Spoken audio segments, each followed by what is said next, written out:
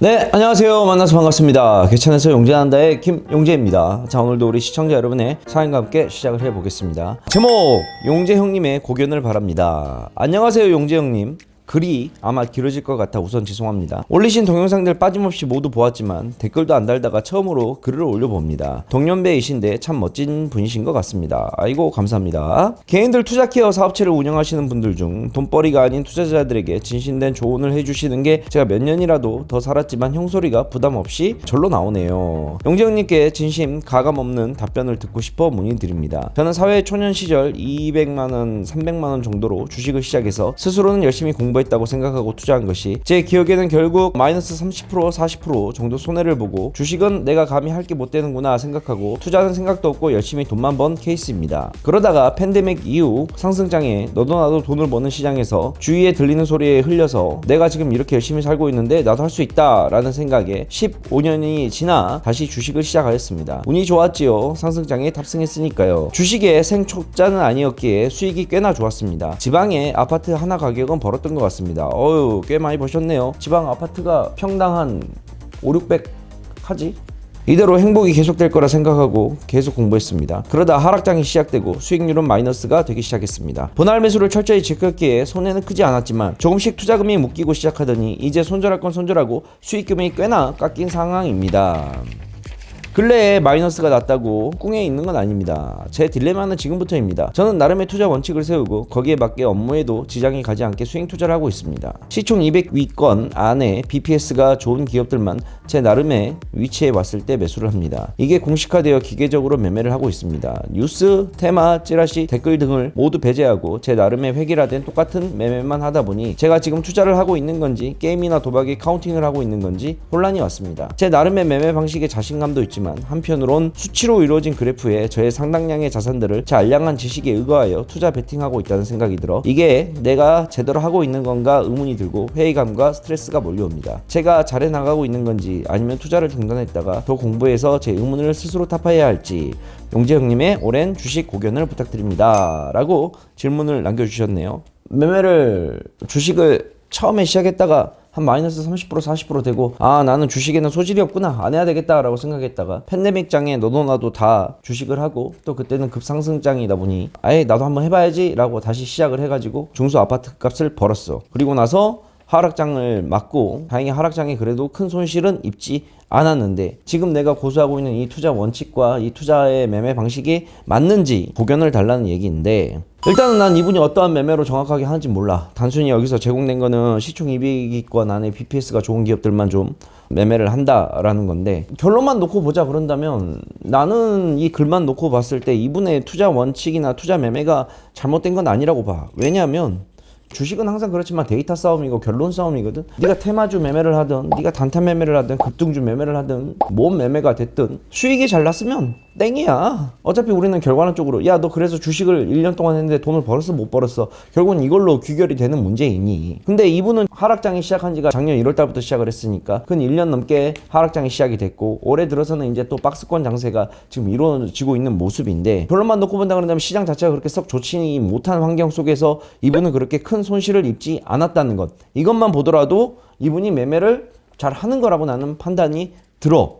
그래서 본인의 매매 원칙을 내가 봤을 때는 더 갈고 닦는 게 맞지 않을까라고 생각이 들어. 다만 우리가 그러한 딜레마는 겪을 수가 있어. 우리가 결국엔 투자를 할 때 가장 많이 보는 거는 차트와 그래프를 볼 수밖에 없단 말이야. 차트와 그래프도 물론 보지만 우리가 뭐 뉴스도 보고 뭐 인터넷을 통해서 우리가 정보를 얻을 수가 있고 많이 얻을 수가 있잖아. 근데 이게 말 그대로 온라인 안에서만 이루어지고 있는 어찌 보면 투자란 말이야. 자, 그런데 이 온라인 속에서 갇히고 차트와 그래프 속에다 갇히다 보면 실질적으로 이 기업에 대한 정확한 본질을 파악하기가 굉장히 어려워. 특히나 이제 중소기업으로 들어가면 들어갈수록 이 종목에 대한 이 정보에 대한 이 기업에 대한 정보를 찾기가 점점 힘들어져. 자, 예를 들어서 뭐 특히 바이오 쪽에서 좀 그런 일이 많이 일어나는데 바이오 종목들이 갑자기 뭐 유상증자나 무상증자를 통해서 무슨 뭐 새로운 기업을 인수한다 어쩐다 막 해. 그럼 공시에는 그렇게 나와. 예를 들어서 인수를 하는 기업이 유령 회사인지 어쩐지는 우리는 몰라. 그냥 데이터상으로만 존재하는 기업인지 아니면은 정말 실체가 있는 기업인지 우리가 그 기업이 투자한 회사에 가서 직접 눈으로 보지 않는 한 우리는 알 수가 없단 말이야. 결국은 우리는 온라인 상에서만 가지고 있는 정보를 가지고 매매를 해야 된다는 거지. 이런 온라인 속에서만 갇히다 보면 이 기업의 실체를 정확하게 파악하는데 좀 힘들 수가 있어. 예전에 이런 사태로 인해서 뭔 사태가 있었냐면 루보 사태가 있었어. 루보라고 말도 안 되는 주가로 올라간 주식이 있었는데, 그때 당시에는 이제 15%가 상한가고 15%가 하한가였는데, 이게 15%가 몇 번 계속 연달아 걸리게 되면 주의 종목으로 뜨기 때문에 매매가 계속 시세를 못 이어가는 케이스들이 많았어. 그러다 보니까 이 루보라는 주식은 작전이 들어갈 때 어떻게 들어갔냐면 하루에 1%, 2%, 3%씩 계속 올린 거야. 몇백일 동안, 몇 달 동안을. 그래서 정말 말도 못하게 주식이 올라갔을 때가 있는데, 막상 루보라는 회사에 가서 찾아가 보니 회사가 무슨 초가집도 못한 수준, 그런 정도의 수준의 기업이었던 거야. 그러니까 이게 오프라인 세상과 온라인 세상에 격차가 많이 생겨졌지. 그나마 이제는 그게 벌써 뭐 20년도 더 된 일이니까, 루보 사태가 이제는 많이 세상이 바뀌어져서 인터넷 시대에 들어오게 되고 SNS 시대에 들고 정보를 얻을 수 있는 루트가 워낙 다양해져서 이제는 우리가 단순히 차트상으로만 보는 게 아니라 유튜브나 이런 걸 통해서 기업이나 이런 거에 대한 정보의 신뢰성이 많이 올라가져 있긴 하지만, 그래도 아직 우리가 모르는 많은 일들이 시장에서 많이 일어나고 있는 거지. 그러다 보니까 회계 감사, 특히 이제 기업인들의 회임과 백령 등이 갑자기 발생해서 거래 정지 먹는 케이스도 있고 안 좋은 일들이 종종 발생하는 거야. 근데 이거는 우리가 어떻게 선택할 수가 없는 상황이야. 왜? 우리가 어떠한 종목을 찾고 매매를 할 때 우리가 그 회사까지 찾아가서 이 회사의 재무 정보나 이런 거를 나와 있는 걸로만 판단할 수가 있지. 야, 나 너 회사에 주식을 좀 살려고 하는데 너희 회계장부 좀 가지고 와봐. 볼 수가 없는 일이야. 얘가 무슨 회사를 인수했어. 우리가 직접 그 회사까지 또 찾아가기에는 시간적 제약과 공간적 제약이 너무나 많이 따른다는 거지. 그래서 우리는 이왕이면 종목을 좀 컨택을 할 때 대기업들 위주로 컨택을 해야 되고 시장에 좀 알려져 있는 기업들 위주로 매매를 해야지만 그나마 리스크를 줄일 수 있다는 거. 그래서 이분이 좀 하고 있는 매매가 뭐 시총 200위권의 BPS가 좋은 기업들을 하니까, 그러다 보니까 분할 매수도 계속 꾸준히 해서 하다 보니 매매에 대한 손실을 크게 입지 않는 거지. 이분 같은 경우는 매매 페이스 자체가 하이 리스크 하이 리턴이 아니라 로우 리스크 로우 리턴을 추구하는 스타일이야. 근데 이렇게 해서 본인에게 매매가 맞는다 그런다면 굳이 이 스타일을 버리고 내가 새로운 매매 방법을 찾아서 막 하는 거라고는 추천을 좀 하지 않겠어. 주식은 늘 그렇지만, 우리가 뭐 살아가는 삶에 있어서도 그렇지만 뚝심이 있을 땐 뚝심이 있어야 되고, 바람이 불면 갈대처럼 휘어지는 맛도 있어야 되고 그래야 돼. 무조건 우리가 변화에 맞춰서 사는 것도 있지만 그 변화는 변화인 거고, 내가 내 지켜야 될 자존심이나 이거는 지켜야 될 필요는 있어야 되는 거지. 갈대가 아무리 바람에 휘날리는 뽑혀? 안 뽑히지. 그 갈대를 지탱하고 있는 건 결국 뭐야? 뿌리란 말이야.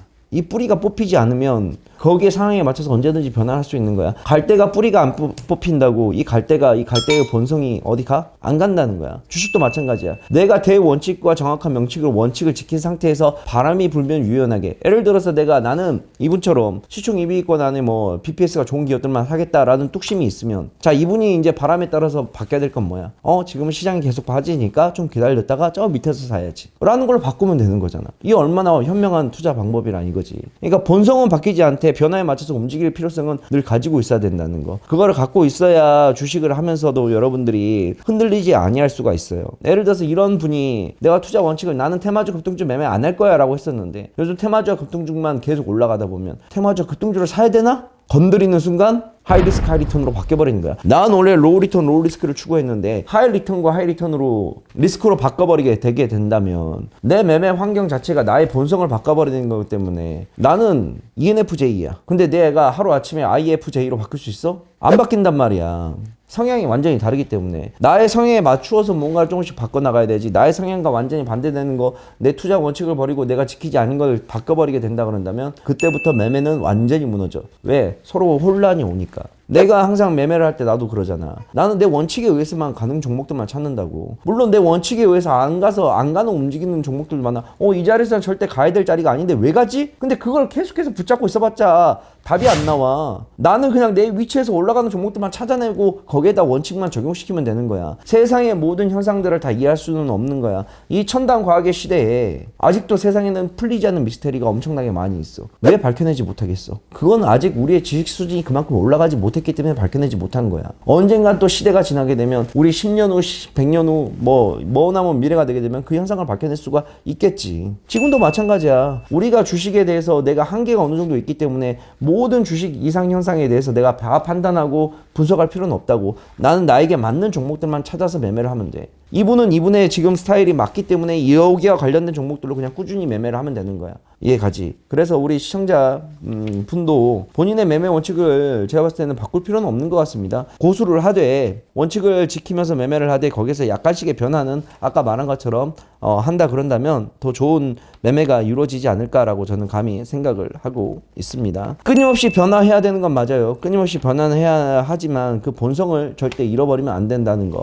자, 철로 만들 수 있는 게 몇 가지나 돼. 바글바글하지. 나는 요리사야. 그럼 나한테 제일 필요한 건 뭐야? 요리 칼일 거 아니야. 철로 만들 수 있는 물품 중에. 근데 그 철이란 본성이 어디 가냐고. 아, 나는 요리 칼을 만들어야 될 건데 이제부터 나무로 만들 거야. 나무로 칼을 아무리 만들어봐. 그게 철만큼 되겠어? 철은 그대로 갖고 가되 철을 나에게 변형시켜서 칼을 만들어서 나에게 맞는 칼로 쓰는 거지. 주식도 마찬가지야. 그게 제일 중요하다고 나는 생각을 해. 그래서 우리 시청자 여러분이 올려주신 사연에 대한 조언 아닌 조언을 제가 그냥 들려드렸는데 도움이 되셨으면 하는 바람입니다. 자, 질문. 수익금은 당연히 깎일 수밖에 없지. 시장이 이렇게 개판인데 어떻게 수익금이 안 깎여.